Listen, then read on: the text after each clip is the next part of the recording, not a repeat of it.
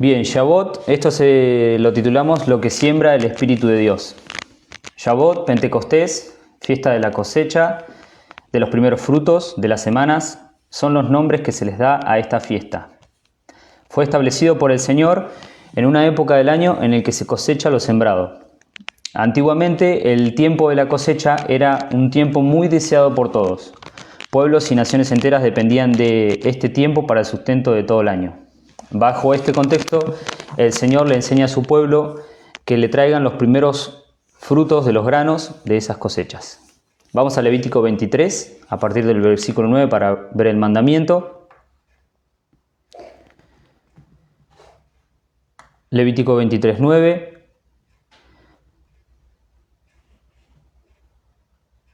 El tema del campo y la siembra y la cosecha siempre fue algo muy importante para todo el mundo, y en ese tiempo era algo como que se conocía muy fácil. Hoy al estar distribuidos en ciudades por ahí no se ve tanto, pero antes entender los mensajes que se daban en ese contexto era un poquito más fácil. Dice Levítico 23, y habló el Señor a Moisés diciendo: habla a los hijos de Israel y diles: cuando hayáis entrado en la tierra que yo os doy, y seguéis un mies, traeréis al sacerdote una gavilla por primicia de los primeros frutos de vuestra siega.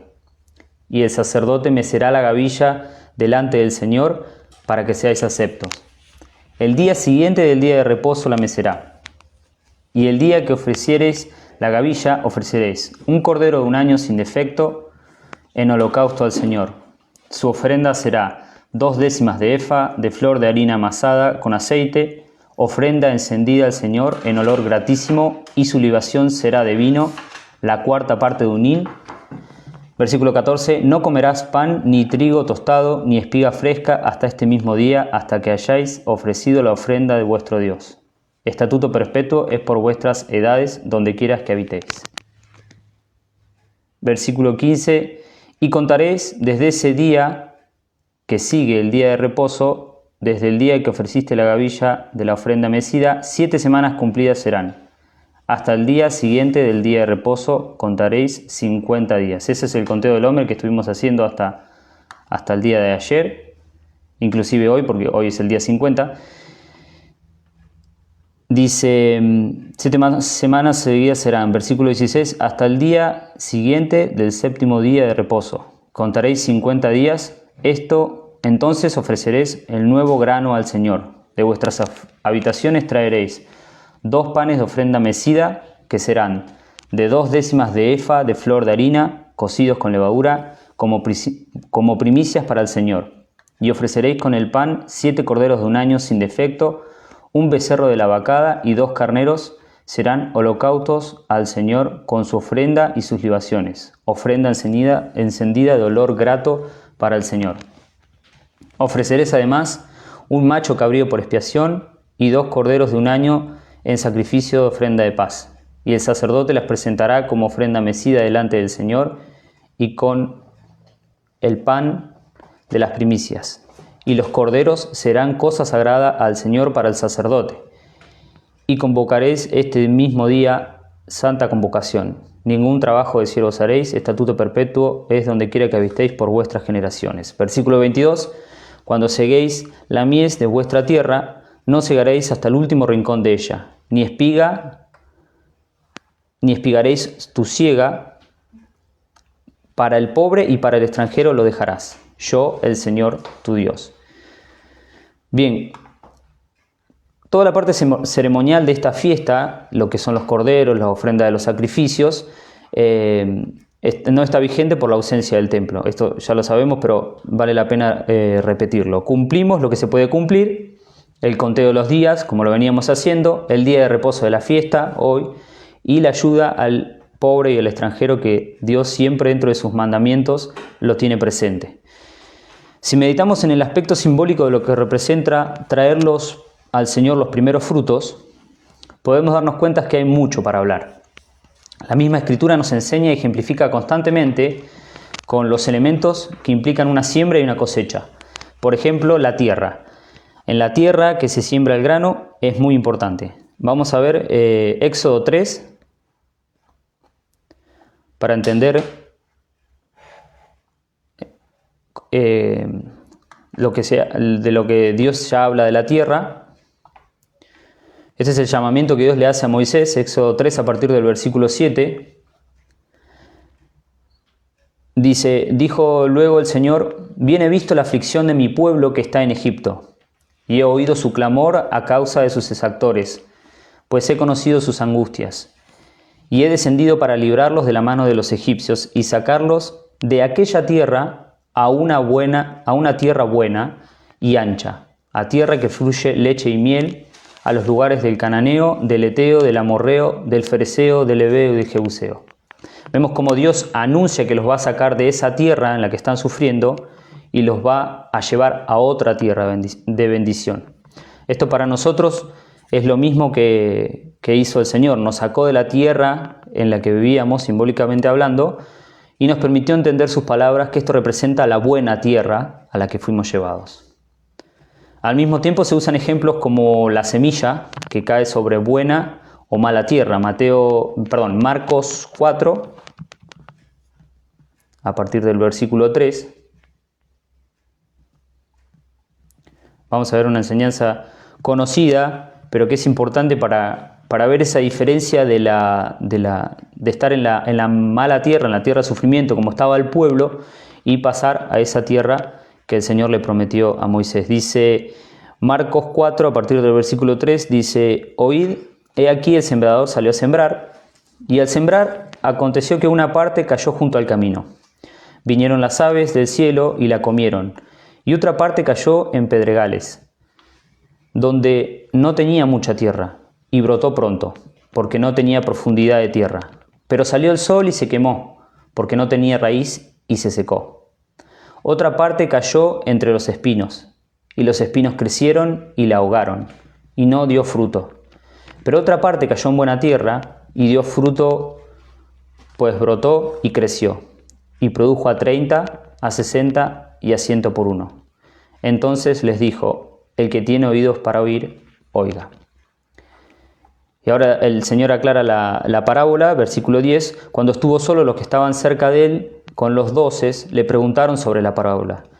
Y les dijo, a vosotros os he dado saber el misterio del reino de Dios, mas a los que están fuera por parábolas todas las cosas, para que viendo vean y no perciban, y oyendo oigan y no entiendan, para que no se conviertan y les sean perdonados los pecados.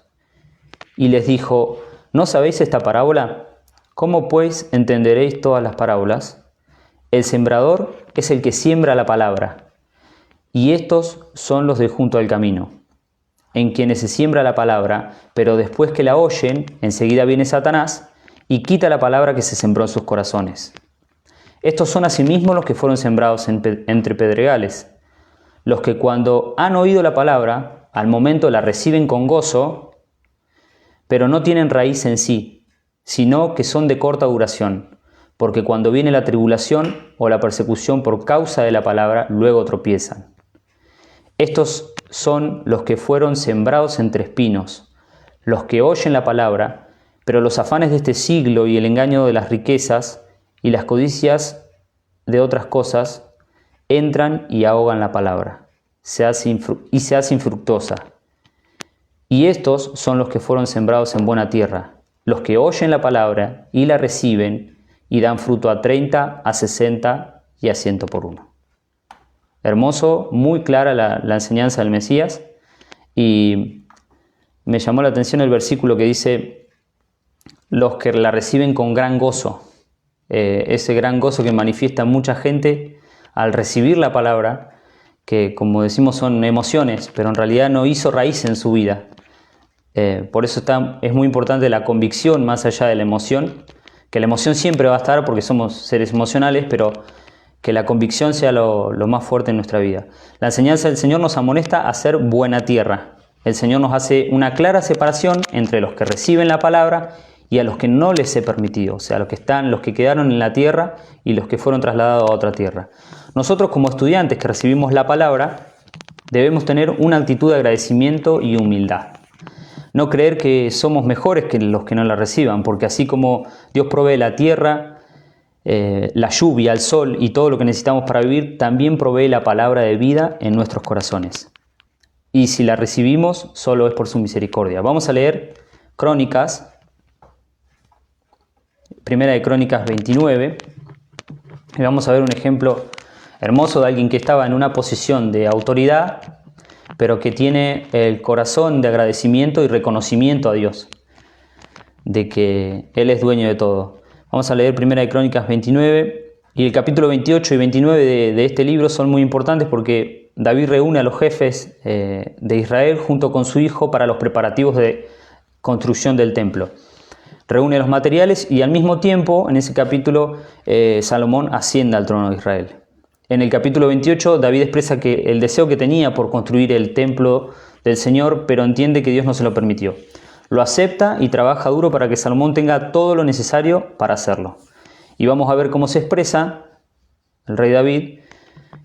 Y tengamos en cuenta que el que está hablando es el rey de Israel, sin olvidarnos del mandamiento de esta fiesta, traer los primeros frutos al Señor. Dice Primera de Crónicas 29, a partir del versículo 1, luego el rey David se dirigió a toda la asamblea y dijo: mi hijo Salomón, a quien Dios evidentemente ha elegido para ser el siguiente rey de Israel, es aún joven y sin experiencia.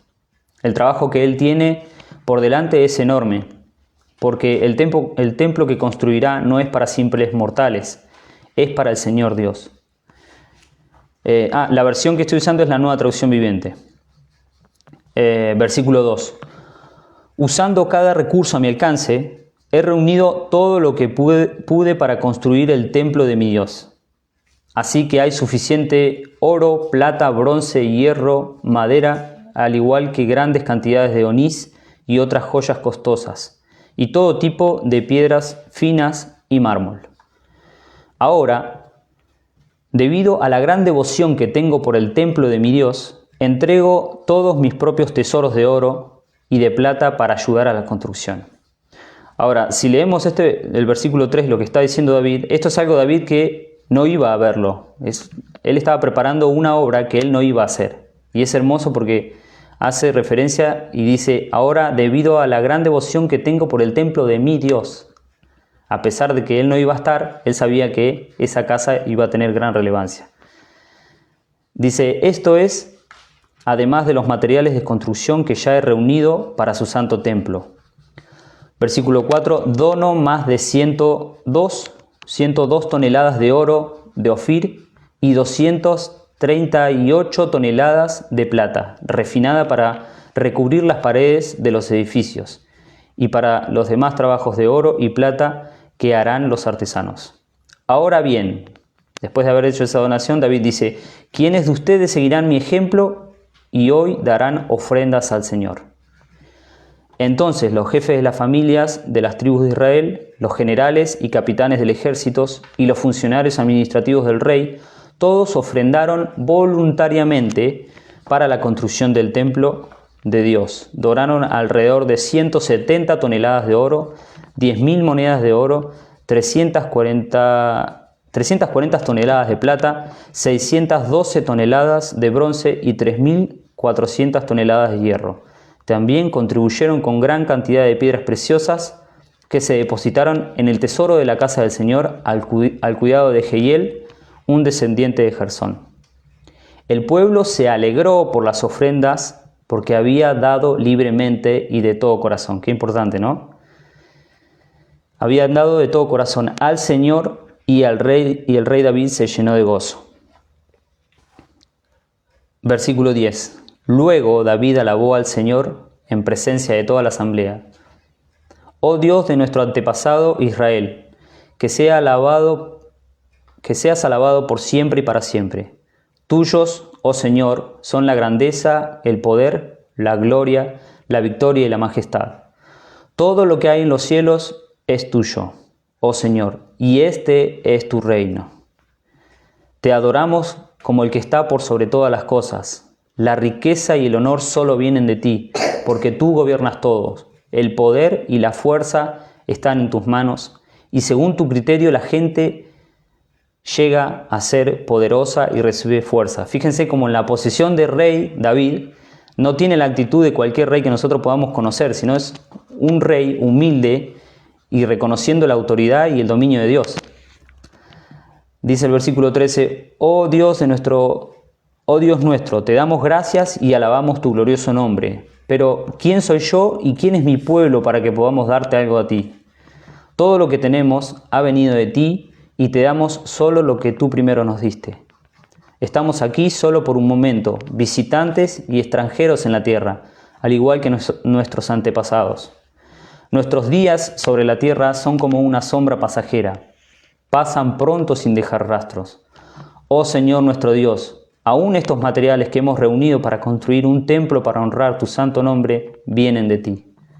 Todo te pertenece. Yo sé, mi Dios, que tú examinas el corazón y te alegras cuando encuentras en él integridad. Tú sabes que he hecho todo esto con buenas intenciones y he visto a tu pueblo dando sus ofrendas por voluntad propia y con alegría. Versículo 18. Señor, Dios de nuestros antepasados Abraham, Isaac e Israel, haz que tu pueblo siempre desee obedecerte. Asegúrate de que su amor por ti nunca cambie. Dale a mi hijo Salomón el deseo de obedecer de todo corazón tus mandatos, leyes y decretos, y de hacer todo lo necesario para edificar este templo, para el cual he hecho estos preparativos. Después, David se dirigió a toda la asamblea. Alaben al Señor su Dios, y todos en la asamblea alabaron al Señor, Dios de sus antepasados, y se inclinaron y se arrodillaron ante el Señor y ante el Rey. Hermoso cómo se expresa David, cómo le entrega todo a Dios, su reino, su oro, se despojó y su corazón, porque ante toda la asamblea hacer esta oración y exponerse de esa manera muestra la humildad que el rey tenía. Cuando nacemos no traemos nada con nosotros y cuando nos vayamos de este mundo tampoco nos vamos a llevar nada. David sabía eso. Somos simples administradores de las bendiciones de Dios. Y el Señor nos prueba constantemente con sus bendiciones para ver si podemos entender que no somos dueños de nada. Así como Dios le enseñaba a Israel que dependían de Él para ganar sus batallas y no era por sus propias fuerzas, el Señor nos recuerda hoy que nuestra postura no debe ser de apropiarnos de nada, sino de cuidar de los que se nos permite administrar y administrarlo bien, porque todo es de Dios. El mandamiento, como ya dijimos, en esta fiesta es traer al Señor los primeros frutos, lo que significa que está por encima de todo, es lo más importante. Hoy en día lo que podemos presentarle a Dios es nuestra obediencia, nuestra ofrenda en acciones, y como decía el rey David, de todo corazón, que no haya hipocresía, sino que lo hagamos, que aunque sea poco lo que tengamos para ofrecer a Dios, que sea verdadero. Por ahí no entendemos muchas cosas, aún hay gente que está en distintas etapas de conocer a Dios y por ahí es mejor que obedezcan lo que entiende y lo que comprende y no que obedezca por obedecer. Santiago 1, a partir del versículo 19, nuestra oración al Padre debería ser siempre que Él nos dé el deseo de agradarle, de ofrecerle y que sea algo sincero, de obedecerle y que sea algo sincero. Santiago 1 dice en la Nueva Traducción Viviente también: mis amados hermanos, quiero que entiendan lo siguiente. Todos ustedes deben ser rápidos para escuchar, lentos para hablar y lentos para enojarse. El enojo humano no produce la rectitud que Dios desea. Así que quiten de su vida todo lo malo y lo sucio y acepten con humildad la palabra que Dios ha sembrado en el corazón. Una vez más, la siembra, porque tiene el poder para salvar su alma. Versículo 22, no solo escuchen la palabra de Dios, tienen que ponerla en práctica. De lo contrario, solamente se engañan a sí mismos, pues si escuchas las palabras pero no la obedeces, serías como ver tu cara en un espejo. Te ves a ti mismo, luego te alejas y te olvidas cómo eres. Pero si miras atentamente en la ley perfecta que te hace libre y la pones en práctica y no olvidas lo que escuchaste, entonces Dios te bendecirá por tu obediencia. Como dice Santiago, el Señor sembró en nuestro corazón, y eso es algo muy profundo, es algo muy fuerte. Sembró en nuestro corazón la palabra y tiene el poder para salvar nuestra alma. Cuando hablamos de bendiciones, normalmente nuestra mente se puede ir para el lado económico. Eso puede ser por enseñanzas que recibimos durante mucho tiempo de forma equivocada, atribuyendo las bendiciones de Dios solamente a los aspectos materiales de la vida. Estas enseñanzas y el entorno material en el que vivimos puede hacer que nos desviemos, dándole valor a cosas que en realidad vienen a complementar nuestra vida, pero no son lo más importante. Esto mismo le pasó a Israel en Oseas 10, a partir del versículo 1, dice: Israel es una frondosa viña, que da abundante fruto para sí mismo. Conforme a la abundancia de su fruto, multiplicó también sus altares. Conforme a la bondad de su tierra, aumentaron sus ídolos. Está dividido su corazón. Ahora serán hallados culpables. El Señor demolerá sus altares, destruirá sus ídolos. El texto dice que está dividido su corazón. Claro, porque ahí mismo dice, da abundante fruto para sí mismo. ¿Y qué es lo que hizo David? En realidad David hizo todo lo contrario. Si bien era bendecido, le entregó todo al Señor. ¿Por qué? Porque Dios se encargó de hacerle saber a Israel durante su periodo por el desierto que Él lo iba a proveer, que a Él no le iba a hacer falta nada. Pero Israel, que esto lo vimos en estudios de jueces ahora hace poquito, Israel se enfocaba mucho en lo que había en las naciones extranjeras y codició y anheló todo eso para sí, y eso lo que lo fue y lo llevó a la caída. Por eso su corazón se dividió tratando de agradar sus deseos y agradar a Dios al mismo tiempo. Ahora vamos a leer Isaías 44 y vamos a ver cómo el Señor se expresa de su pueblo. Y esto lo cité porque tiene que ver con lo de que dije, que Dios siembra en nuestro corazón la palabra, y eso es un privilegio que nos hace la adopción, como decía el apóstol Pablo. Es como que nos hace parte de su familia.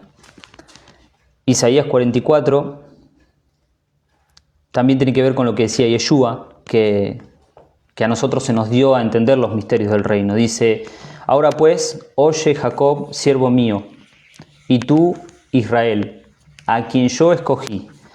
Así dice el Señor, hacedor tuyo y el que te formó desde el vientre, el cual te ayudará. No temas, siervo mío Jacob, y tú, Jesurum, a quien yo escogí, porque derramaré agua sobre el sequedal y ríos sobre la tierra árida. Mi espíritu derramaré sobre tu generación y mi bendición sobre tus renuevos. Y brotarán entre hierba como sauces junto a las riberas de aguas. Este dirá, yo soy del Señor. Y el otro llamará del nombre de Jacob. El otro se llamará del nombre de Jacob. Y otro escribirá con su mano al Señor y se apellidará con el nombre de Israel. Claro, tiene que ver con una adopción, ¿no? Que cada uno iba a entender que pertenecía al Padre. Versículo 6. Así dice el Señor al Rey de Israel y su Redentor. El Señor de los ejércitos: yo soy el primero, yo soy el postrero, y fuera de mí no hay Dios. ¿Y quién proclamará lo venidero, lo declarará y lo pondrá en orden delante de mí, como hago yo desde que establecí el pueblo antiguo? Anúncienles lo que viene y lo que está por venir. No temáis ni os amedrentéis. ¿No te lo hice oír desde la antigüedad y te lo dije? Luego vosotros sois mis testigos. No hay Dios sino yo. No hay fuerte, no conozco ninguno. Claro, el Señor le hace saber a Israel que es su dueño, su hacedor, y le dice: yo te di pruebas y te mostré. Y ahora empieza a hablar de un contraste, de lo que sería totalmente lo opuesto, para que Israel vea de lo que le está hablando. Dice versículo 9: los formadores de imágenes de talla, todos ellos son vanidad, y lo más precioso de ellos para nada es útil. Y ellos mismos son testigos para su confusión, de que los ídolos no ven ni entienden. ¿Quién formó un Dios o quién fundió una imagen que para nada es de provecho?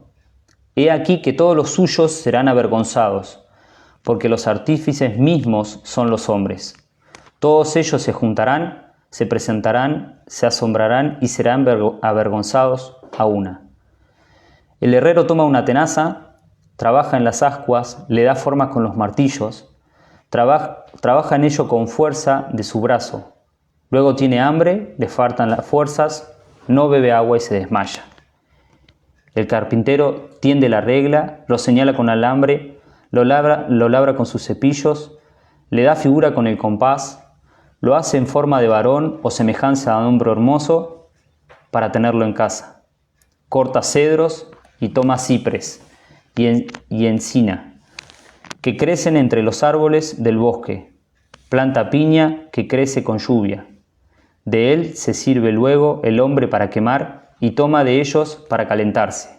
Enciende también el horno y cuece panes. Hace además un dios y lo adora. Fabrica un ídolo y se arrodilla delante de él. Parte el leño quema en el fuego. Con parte de él come carne, prepara un asado y se sacia.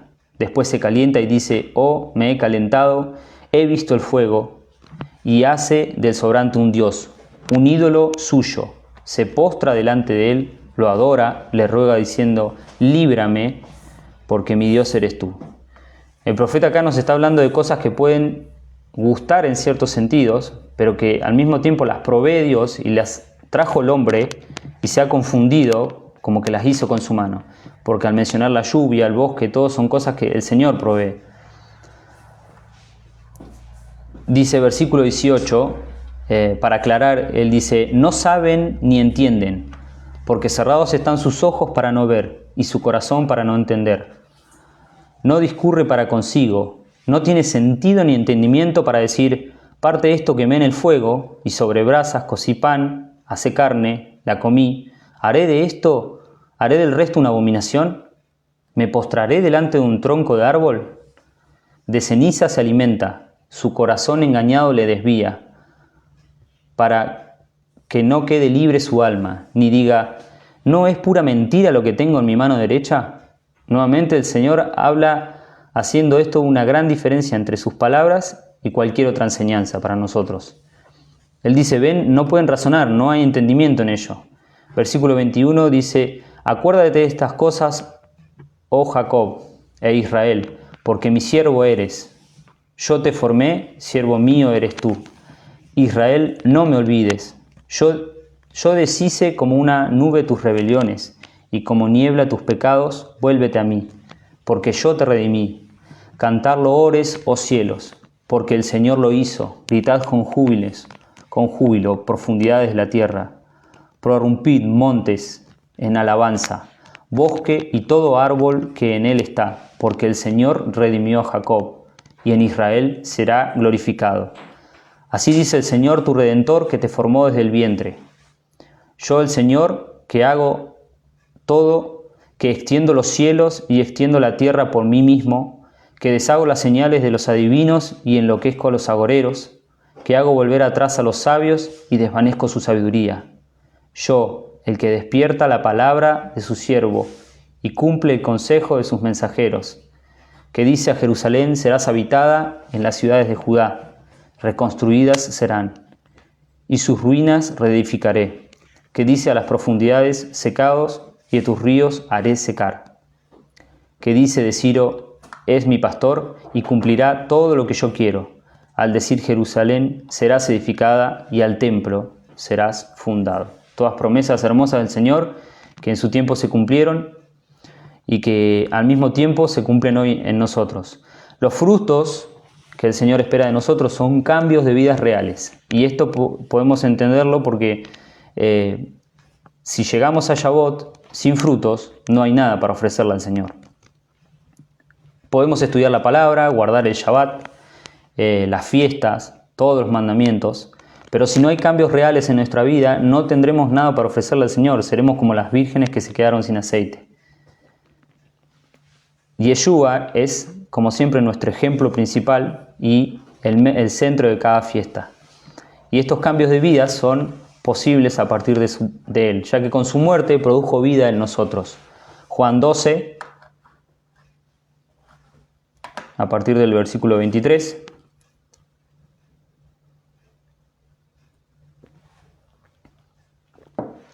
Juan 12:23 dice, Yeshua le respondió diciendo, ha llegado la hora para que el Hijo del Hombre sea glorificado. De cierto os digo que si el grano de trigo no cae en tierra y muere, queda solo, pero si muere, lleva mucho fruto. Y es así, a partir de la muerte del Señor es que podemos recibir esa semilla que siembra el Espíritu de Dios. El Padre está haciendo una obra hermosa a partir de Yeshua, una obra anunciada por el profeta Ezequiel. Ezequiel 36, 24.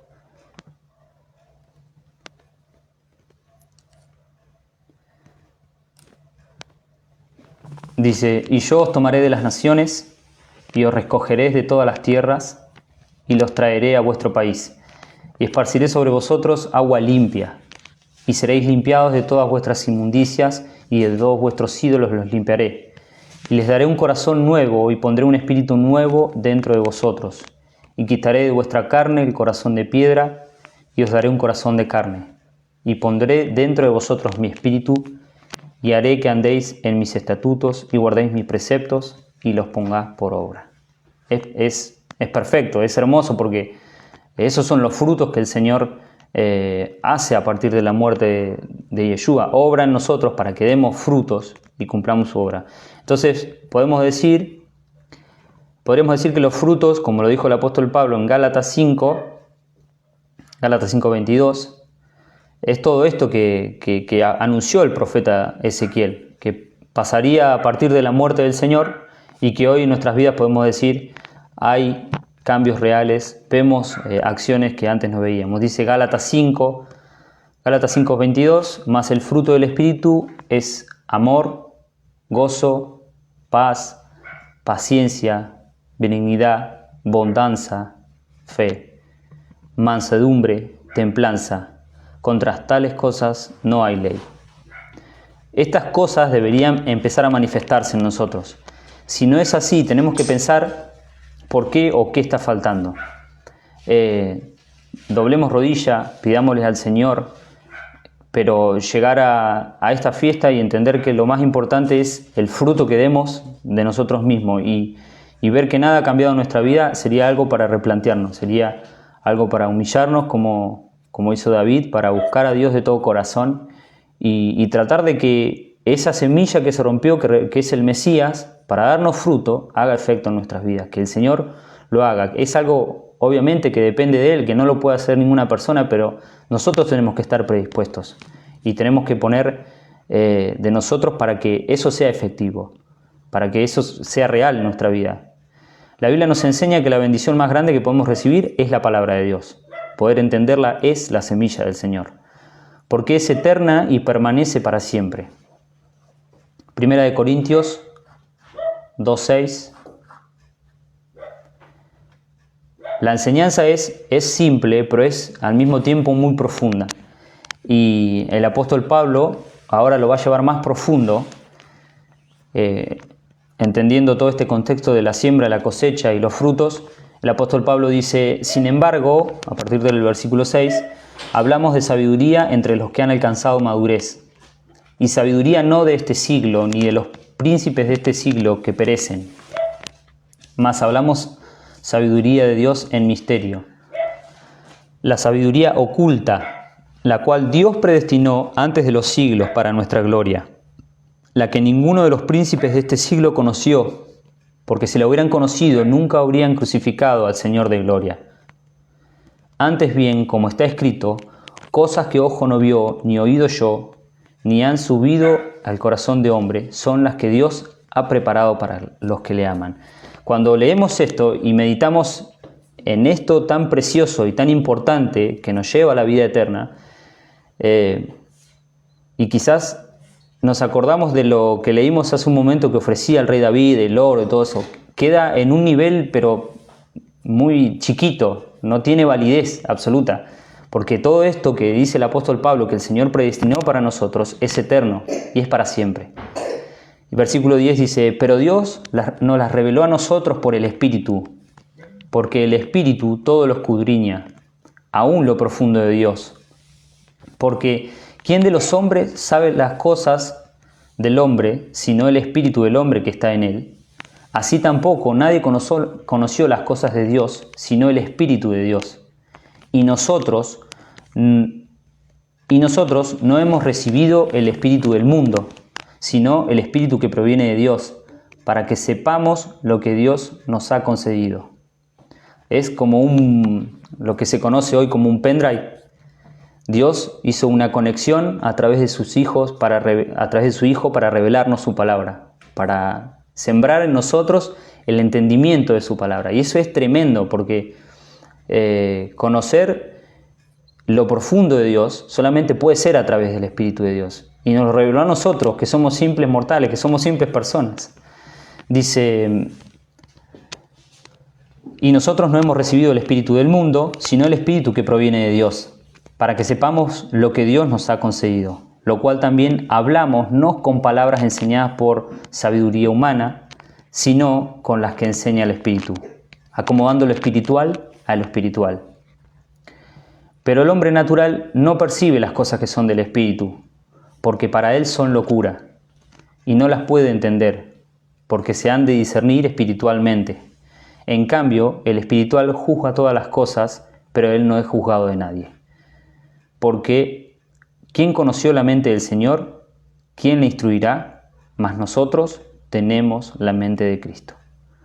Esto es lo que hace el Espíritu del Señor en nosotros. Esto sí es eterno y para siempre. Él nos da la posibilidad de recibir en nuestro espíritu la revelación de las cosas que por nosotros mismos nunca podríamos entender. Yo me acuerdo cuando empezamos a estudiar, hace más o menos unos 4 años, que estudiamos Éxodo y estudiamos que las bendiciones del Señor eran para Israel y las promesas que Dios le daba a Israel. Y me acuerdo que Humberto repetía mucho esto de que el Israel de Dios está esparcido en todas partes del mundo.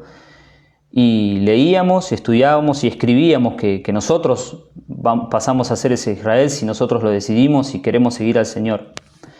Y lo estudiábamos, y a mí como que en un momento, fue una de las veces más claras que yo registré esto, es como, acá en Argentina se dice caer la ficha, es como que entendí, fue un momento que estaba sentado y como que entendí, pero entonces todo esto es para nosotros si lo queremos. Y fue un shock, algo, no sé cómo explicarlo, pero obviamente Dios obra en la vida de las personas de distintas maneras, pero yo pude percibir ese momento hermoso en el que como recibí una revelación de parte de Dios, no sé si decirlo así, pero como que entendí lo que habíamos estudiado. Y eso es lo que hace el Espíritu de Dios. Después, obviamente, Dios hizo un montón de otras cosas en nosotros que se fueron viendo por cambios de vida, cambio de actitud, por frutos, y fue maravilloso, porque eso únicamente lo hace el Señor. Ahora vamos a 1 Corintios 3, a partir del versículo 6,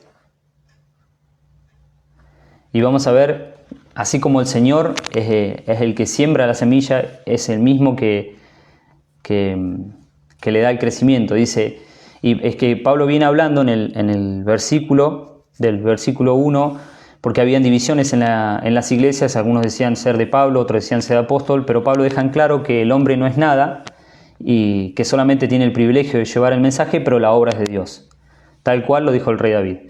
1 Corintios 3, yo planté, dice Pablo, Apolo regó, pero el crecimiento lo ha dado Dios. Así ni el que planta es algo, ni el que riega, sino Dios que da el crecimiento. Y el que planta y el que riega son una misma cosa, somos todos hermanos.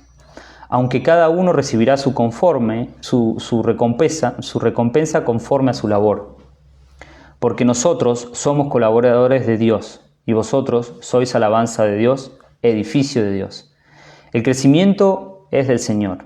Esa es la parte que no nos toca hacer a nosotros, sino regar la semilla, llevar la palabra, aprender más de sus enseñanzas. Lo que podemos decir que tenemos todos los estudiantes, todos los creyentes, en común es el tiempo. Y sembrar, invertir el tiempo en cosas eternas es a lo que Dios nos llamó. Gálatas 6, 7.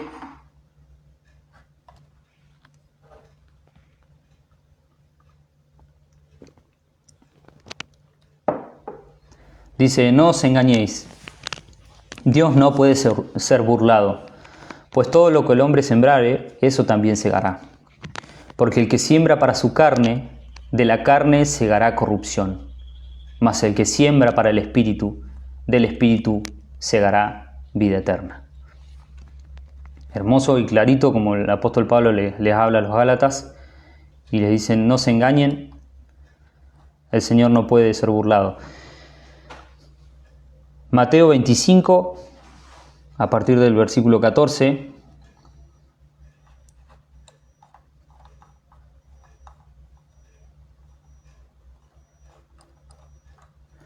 Mateo 25, 14 dice, porque el reino de los cielos es como un hombre que, yéndose lejos, llamó a sus siervos y les entregó sus bienes. A uno dio 5 talentos, a otros 2, y a otro 1, a cada uno conforme a su capacidad, y luego se fue lejos. Y el que había recibido 5 talentos fue y negoció con ellos y ganó otros 5. Asimismo, el que había recibido 2, ganó también otros 2. Pero el que había recibido 1 fue y cavó en tierra y escondió el dinero de su señor. Después de mucho tiempo vino el señor de aquellos siervos y arregló cuentas con ellos. Y llegando el que había recibido 5 talentos, trajo otros 5 talentos, diciendo, Señor, 5 talentos me entregaste, aquí tienes. He ganado otros 5 talentos sobre ellos. Y su señor le dijo, bien, buen siervo y fiel, sobre poco has sido fiel, sobre mucho te pondré. Entra en el gozo de tu señor. Llegando también el que había recibido 2 talentos, dijo, Señor, 2 talentos me entregaste, he aquí tienes, he ganado otros 2 talentos sobre ellos. Su señor le dijo, bien, buen siervo y fiel, sobre poco has sido fiel, sobre mucho te pondré. Entra en el gozo de tu señor. Pero también llegando el que había recibido 1 talento, dijo, Señor, te conocía que eres hombre duro, que ciegas donde no sembraste y recoges donde no esparciste, por lo cual tuve miedo. Y fui y escondí en la tierra, y escondí tu talento en la tierra. Aquí tienes lo que es tuyo. Respondiendo su señor les dijo, siervo malo y negligente, sabías que ciego donde no sembré y que recojo donde no esparcí. Por tanto, debías haber dado mi dinero a los banqueros, y al venir yo hubiera recibido lo que es mío con intereses. Quitadle, pues, el talento y dadlo al que tiene 10 talentos. Porque el que tiene le será dado, y tendrá más, y al que no tiene, aún lo que tiene le será quitado. Y al siervo inútil echadle en las tinieblas de afuera, allí será el lloro y crujir de dientes. El dinero de esta enseñanza está representado por las palabras de vida que el Señor nos da. Esa palabra que solamente Él puede hacer que entendamos, el Mesías nos enseña que no nos quedemos simplemente con lo que se nos dio, sino que podamos crecer en nuestra vida, por producir frutos. Ese crecimiento, como decía, siempre lo da el Señor, pero nosotros tenemos que tener la iniciativa siempre. Y a veces hay cosas que podemos escuchar que pueden hacer retroceder nuestro avance en la fe. Por eso es muy importante tener en cuenta cada enseñanza que escuchamos, que su base sea la palabra de Dios y no ideas o cuentos bonitos. Mateo 7.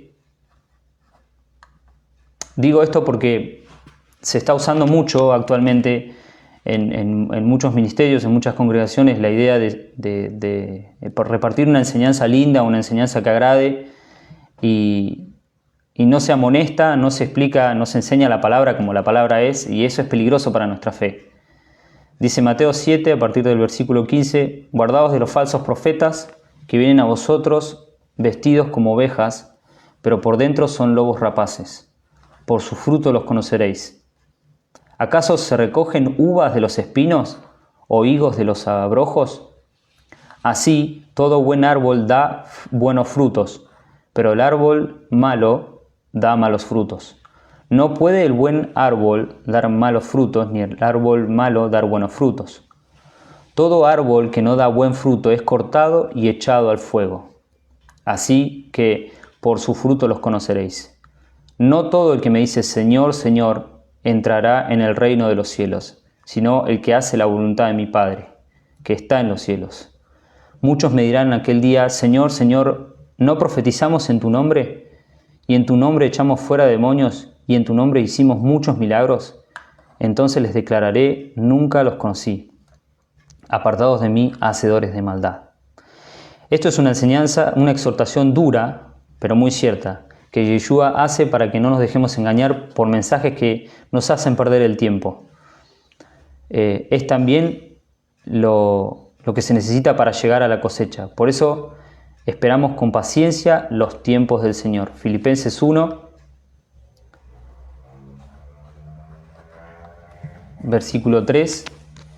Con paciencia y con fe, ¿no? Porque si estamos obrando y tratando de hacer la voluntad de Dios en nuestras vidas, tenemos que tener fe que Dios está haciendo su parte y que a su tiempo vamos a ver los frutos. Dice Filipenses: doy gracias a mi Dios siempre que me acuerdo de vosotros, siempre en todas mis oraciones, rogando con gozo por todos vosotros, por vuestra comunión en el Evangelio desde el primer día hasta ahora. Estando persuadido de esto, que el que comenzó en vosotros la buena obra, la perfeccionará hasta el día de Jesucristo. Los tiempos de Dios no son los nuestros y Él trabaja de formas que a veces no podemos entender. Así como para el tiempo de la cosecha hay un tiempo y todas las plantas y todo tiene distintos tiempos, tenemos que descansar en Dios y saber que a su tiempo Él en nosotros va a hacer la obra. Hebreos 13, Hebreos 13, a partir del versículo 20.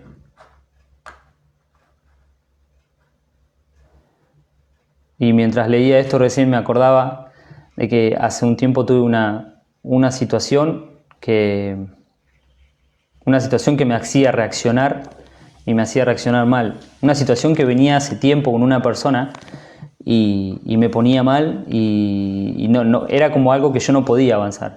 Y fue mucho tiempo que yo me preguntaba por qué esto pasa, si Dios ya empezó a hacer cosas en mí, por qué no llegué a esa parte de que esto no me ponga mal. Entonces me acuerdo que me arrodillé y dije: Señor, yo con esto no puedo. Y dije: te lo entrego. Y cuando hice esa oración no solo sentí paz en mi vida, sino que pude acercarme con esta persona y hablar lo más bien. Fue algo impresionante. Por eso digo lo del tiempo, que Dios sabe cuándo hace las cosas y Él sabe cuándo llega el momento de dar el fruto. Dice Hebreos 13: y el Dios de paz, que resucitó de los muertos a nuestro Señor Jesucristo, el gran pastor de las ovejas, por la sangre del pacto eterno, os haga aptos en toda buena obra para que hagáis su voluntad, haciendo Él en vosotros lo que es agradable delante de Él, por Jesucristo, al cual sea la gloria por los siglos de los siglos. Amén. Observemos que dice que los haga aptos para hacer su voluntad. Por eso, una vez más, tengamos paciencia, que el Señor hace la obra completa y a su tiempo. Demos fruto de su ley, demos frutos de que su ley está en nuestro corazón. Doblemos las rodillas, si esto no pasa, para que Dios nos ayude. Y para terminar vamos a leer el Salmo 65, en la Nueva Traducción Viviente, a partir del versículo 5.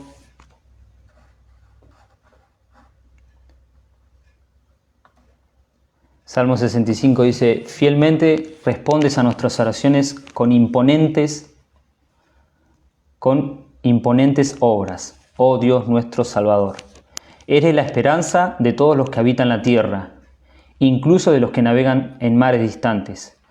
Con tu poder formaste las montañas y te armaste de una fuerza poderosa. Calmaste los océanos enfurecidos con sus impetuosas olas y silenciaste los gritos de las naciones. Los que vives en los extremos de la tierra quedan asombrados ante tus maravillas. Desde donde sale el sol hasta donde se pone, tú inspiras gritos de alegría. Cuidas la tierra y la riegas, la enriqueces y la haces fértil. Eso somos nosotros. El río de Dios tiene agua en abundancia. Proporciona una exuberante cosecha de grano, porque así ordenaste que fuera. Con lluvias empapadas la tierra arada. Con lluvias empapadas la tierra arada, disuelves los terrores y nivelas los surcos. Los terrones, perdón. Ablandas las tierras con aguaceros y bendices sus abundantes cultivos. Coronas el año con una copiosa cosecha. Hasta los senderos más pisoteados desbordan en abundancia. Las praderas del desierto se convierten en buenos pastizales y las laderas de las colinas florecen de alegría. Los prados se visten con rebaños de ovejas y los valles están alfombrados con granos. Todos gritan y cantan de alegría. Igual que hoy, en este día tan importante, en este día hermoso que Dios nos regaló para conmemorar esta fiesta. Así que, ¿qué les parece si agradecemos al Señor por esto?